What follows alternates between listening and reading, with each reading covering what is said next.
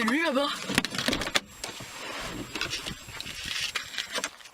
GPS, programme l'adresse de la maison, s'il te plaît. Monsieur, arrêtez-vous!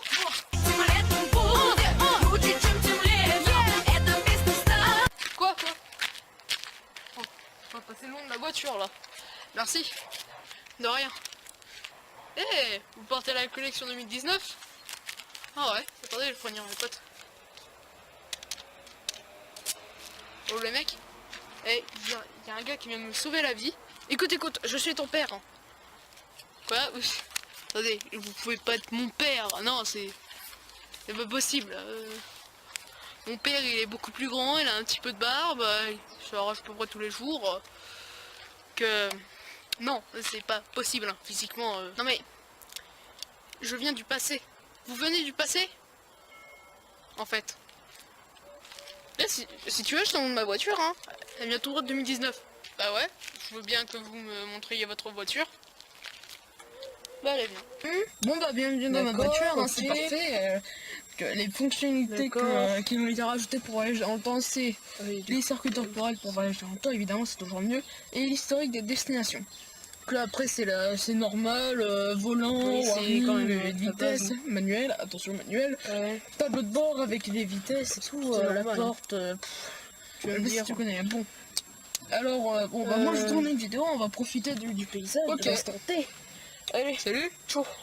Tout le monde rêverait de voyager dans le temps. Ah bah oui, prendre une voiture, sélectionner une date et partir directement pour, je sais pas, voir nos parents, quand ils avaient notre âge, ou carrément aller voir nos enfants. Hein. Mais bon, vous allez voir, c'est quand même assez... Il y a quand même quelques trucs, quelques petits problèmes. Dire ça avec le temps. Notamment, le premier truc qu'on va voir, c'est pas vraiment un problème pour voyager dans le temps, mais c'est quand même quelque chose qui va voir avec le voyage dans le temps. C'est l'effet Mandela. Qu'est-ce que l'effet Mandela?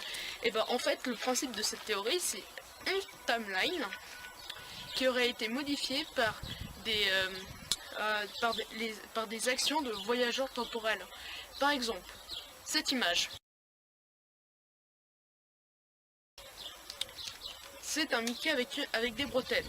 Si ça vous laisse perplexe, car vous savez que Mickey n'a pas de bretelles, et pourtant vous avez des souvenirs, des faux souvenirs avec Mickey bretelles, bah, vous avez des souvenirs de la dimension avant qu'elle ne soit modifiée.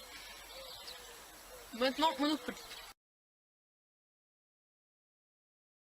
Le monocle, si ça vous laisse perplexe, c'est que vous aussi vous avez des faux souvenirs d'une autre dimension.